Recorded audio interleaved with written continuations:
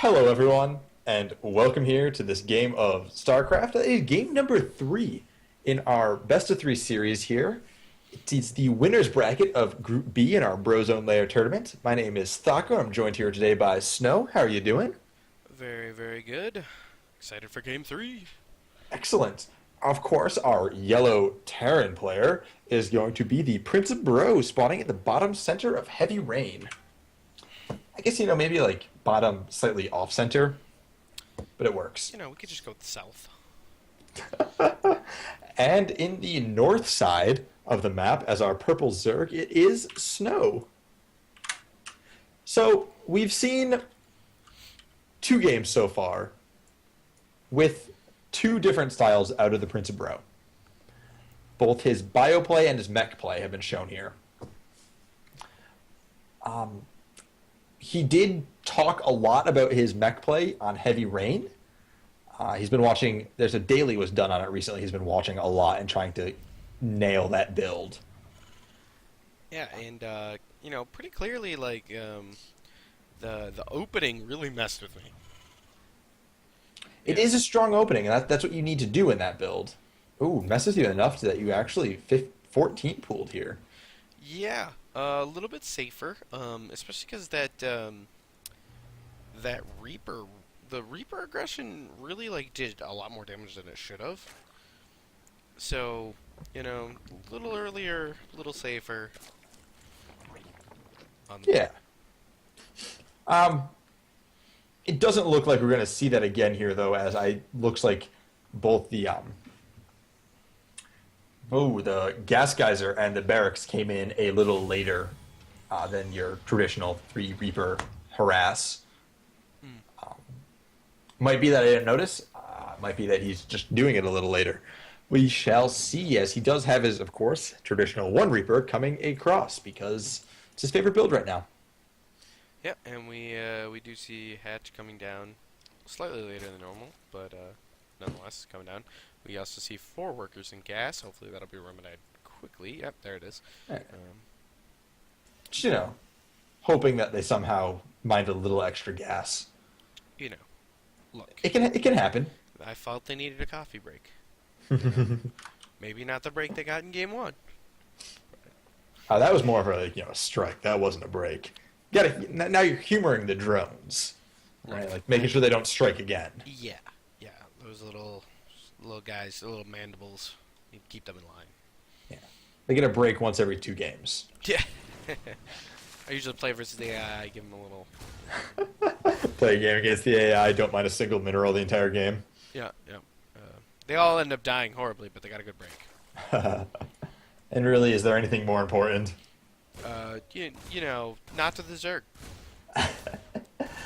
This Reaper was, in fact, just the 1 Reaper, and he's just getting some good scouting information here. I mean, harassing the natural for a little while, but nothing too bad yet. We're seeing a fair amount of lings out of Snow. And this really annoying first Overlord will die as this Marine is really dedicating to the push. Overlord Steve, I miss you.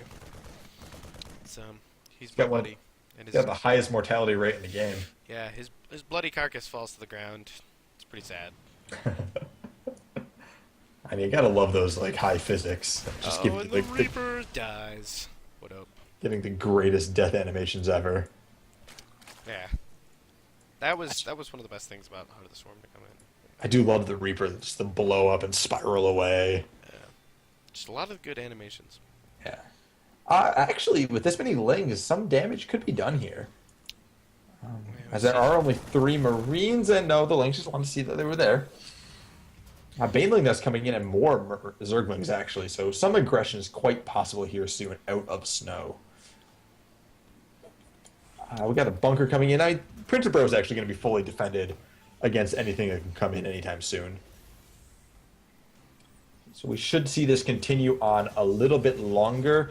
Obviously, with 3 barracks, we are looking at a bio play out of PrinceofBro, but probably still going to Hellion harass as his reactor finishes up on the factory and is sending his natural down to the base. good little Zergling pressure coming out of snow right now, but no damage will really be done. Maybe not, actually, as the main base is open. Nope, there's the close. A couple of those Marines will die. Checking the ramp, and ooh, we're getting sneaky here. We hiding Zerglings back behind the mineral line. Well, there's not really much of a way out beyond that bunker, so, you know, we'll see. It's true. A lot of Zerglings would die in the attempt to run out. I guess now what you got to hope for is you got to hope that a couple of SCVs come down to mine soon. You can kill those on the worker line. But they are not. PrinceofBro is being very careful not sending in any of his workers. We're seeing an early layer here, too. Yeah. Early layer, not heavy drones yet, and not really a move towards a third base either. Well, we see some Banelings trying to be morphed over here, but they get canceled as Aww. catches them. That would have been a beautiful play. That would have been silly, but hey, gotta try, right? All right, the cancel, a little bit expensive, but for the potential benefit of it, it's worth it. Yeah. I have a Roach Warren coming in, and I'm a little intrigued by that, as we've actually seen. Have you seen much into the main base? Nah, you haven't confirmed that it is actually bioplay yet. Yeah, and I think I saw those Hellions and got worried. Yeah. And Evo and Spinewall coming in to actually make sure that these Hellions don't get any damage done. Maybe, still some, Nom-style flashbacks to last game when those Hellions got in and did a lot of damage. Yeah. Especially in junction with those. The Banshees were actually the real punch of that play, but... Ooh, Spine's finishing just in time. Got the Queen to back them up. They will be able to hold this back, but there are no Lings on the map right now, as drone production was going quite heavily. We actually see a lot of Roaches on the production tab, as well as a Hydralisk den. Gonna go for a bit more of a Roach Hydra play if I'm reading into this correctly, and Brewling's gonna kill on a Hellion. And Hellions move into the worker line. The Roaches are here, and the Roaches should clean this up, hopefully with drones being pulled. Well, that will actually successfully clean this up, but at heavy costs. That Hellion needs to die. That Hellion did a lot of work. A little bit of focus there would have probably gone a long way.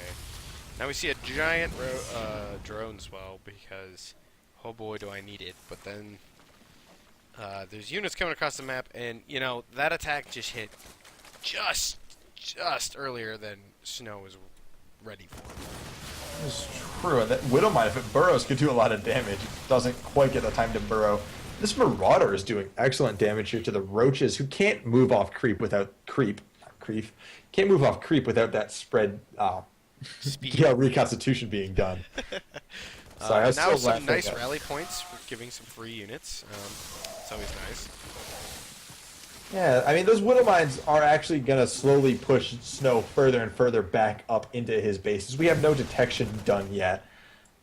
We have a lair, so an Overseer will most likely be coming in soon as a good hit happens there and really softens up all of those Roaches. That was really unfortunate. Mini drone pole really getting in there on the Marines to make sure they can't go anywhere. Another Marauder, and like I said, these Marauders do really good damage against these Roaches. Now we're seeing some missed rally points here. Snow's clearly flustered. We have 4 sitting up in the main. There's random more roaches coming in, but honestly, not more units coming across for the PrinceofBro, and it's getting dark for Snow here.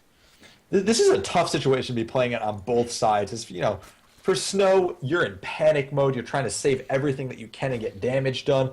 And PrinceofBro is actually getting tunnel vision on the wing. Right? Yeah. He feels it. He thinks he's got it. And he actually doesn't anymore. Especially if these 3 Roaches came over from behind the mineral line. Yeah. That would be fantastic. But even without them, it looks like these Roaches actually won't be able to clean up these Marauders, especially not with this Marine reinforcement. Maybe with a little better focus fire. Okay. That was close.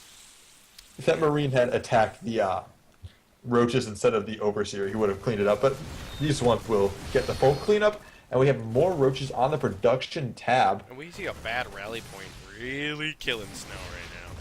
Yeah, it's got to stop rallying behind this mineral line. Good job focusing down that Marauder that was in the front there. It means that these Roaches will trade more efficiently with these Marines. Has enough to clean this up if he brings those roaches over from behind the mineral line. Can do this quite easily. Looks like he will be able to pull off, but this is the harder way to go about this, as he is down to about even right now. Right there. He finally grabs the other roaches. Now, honestly, I think, you know, the panic mode right here is really clear for Snow, just because you're looking at this, roaches is not what you want against this comp. Zergling, Baneling, like the original plan here, and now you can even see him noticing it, getting that centrifugal hooks upgrade going. Zerg Bane really is the needed, you know, comp here. We do see a bit of a switch back to Zerglings, which is going to be the right play. It's going to take a while, though. There's not a lot of larvae here for Snow.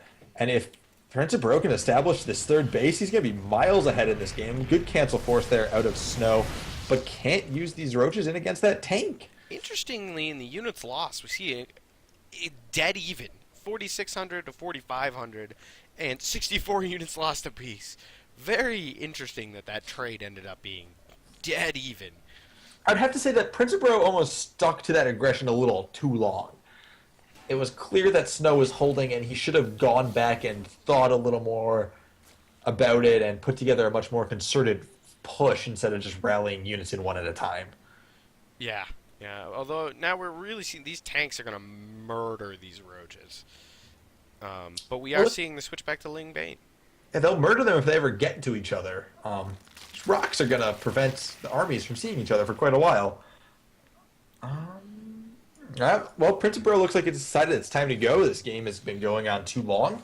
He's got quite a large army here that he is moving out across the map with.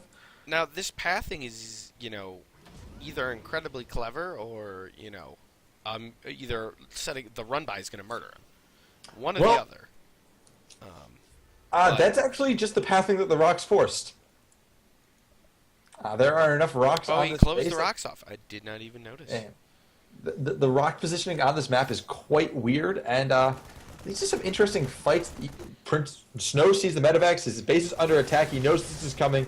His Banelings and Zerglings are running up, and there it is. There's the perfect tanks are siege, but they aren't attacking. Oh, the move command is painful to watch as the Marauders start to tear in, and then that gives PrinceofBro enough time to split those units, and the Banelings are not effective enough. And the roaches are not even there in time. Roaches the most brutal of move commands. Roaches can't get in close enough to the tanks to prevent damage from being done, and it looks like this army has been cleaned up, and PrinceofBro is in just command of this game at this point. There's the GG out of Snow. That was a little tough to see. That was the move command to end all move commands. Yeah, that. Now, there's no guarantee that would have done enough damage to really end the game at that point, or even end that army. But it would have been a lot closer of a fight. That's true, but like tanks caught unsieged. I mean, the army being clumped up like that, it stood a good chance. Yeah, and other than that though, just not scouting the rocks being down, thinking that the army was going to move by where Snow had his army, I think really hurt. Like that there was a little bit of panic there when Marines showed up at the newly minted third, when the army was cut out in the middle of the map. That's a fair assessment of what happened there and why the move command was a thing. Yeah. But all in all, 3 great games. You know, really good StarCraft. It was a lot of fun to watch, and I think closer than anyone expected. That's true. I expected a bit of a stomp there by PrinceofBro. No offense. Hey, none taken. He's more in practice than I am. And that actually means that PrinceofBro will be our first player through to the bracket stage. Yep. Snow dropping to the decider. We'll have to see how the losers game goes. As the losers game will be between, I believe the Negus and Nay and Aniru? I believe so. It's Group B? Yeah, it is. Okay. That should be a pretty fun game to watch, and thank you all for watching. Will the Negus Nay get a second crack at me, or will we be seeing Aniru come through that one? Who knows? Who knows? I'm excited to watch those games and cast them as well. Yep. Anyways. Thank you all for watching.